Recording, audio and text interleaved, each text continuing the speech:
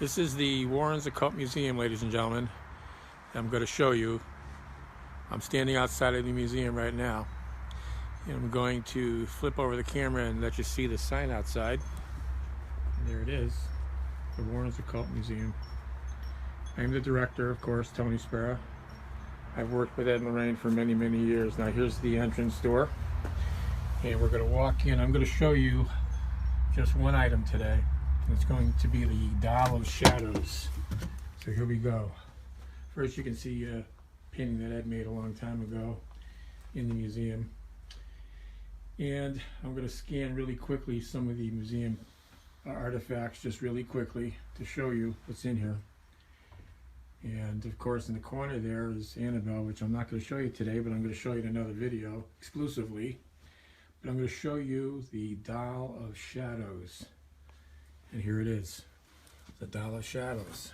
And what it is, it's a doll made to curse other individuals. This was found in a, believe it or not, antique shop back, probably 25 years ago or more. A young couple went into an antique store, and at the back of the store was this doll. I'm going to give you a nice close-up look of it. This Doll of Shadows. And they didn't know it at the time. They thought it was just, you know, some kind of an antique, because they were a young couple in their 20s. And they went in and purchased this item. And if you look closely, I'm going to zoom in a little. If you look closely, you'll see the human tooth that's coming out of the mouth. And there's bird feathers for hair around the top there.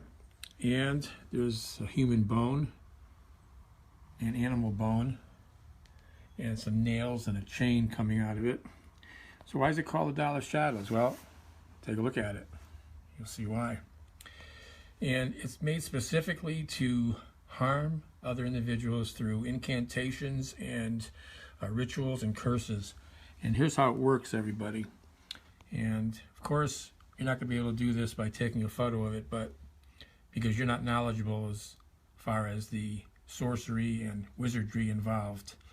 But what would happen would be that a sorcerer or a wizard would take this doll and take a photograph of it with a camera, print out the image on paper, on photographic paper, and on the back of the photo they would write the curse for the intended victim. And then they would take that photo, put it in an envelope, and mail it to the intended victim that they want to curse and want terrible things to happen to. And look at that doll. And this is the only kind of doll of its kind in the world, ladies and gentlemen, along with this occult museum that I am the director of. And people often ask us, you know, why do you keep these items? Well, we're keeping it for several reasons. Number one is that the evil that's in some of these objects, you don't want to release them out into the atmosphere, into the Ethernet, you know, into the atmosphere, because if you destroy the vessel, that's all you're doing is destroying the vessel. You can't destroy the evil that's infused within. And this item here, we don't know what was done to it or over it to instill it with this kind of evil, but it was made for that purpose, to instill evil in other people. And like Ed Warren used to say, that it can come to you in your dreams, in a nightmare, and stop your heart. It's nothing to toy with, you know. It's not a toy object. It's not just a scary looking object. It is meant to cause harm. I'm going to zoom in on that face again, and you can see it. Look at that thing with that tooth coming out. It's very, very eerie and very evil. So, ladies and gentlemen, that is one of the artifacts in the Warren Occult Museum, the only museum of its kind in the world. And in following videos, I will post other artifacts, including the satanic idol that I'm standing next to right here. I'm not showing it to you yet. And the Annabelle doll, and there's fertility dolls, and there's a creature that actually is going to be featured in the upcoming Conjuring 3 movie, which I could just tell you that it's going to be about a case in Connecticut, the devil made me do it case. There's a lot of danger, a lot of evil in this room.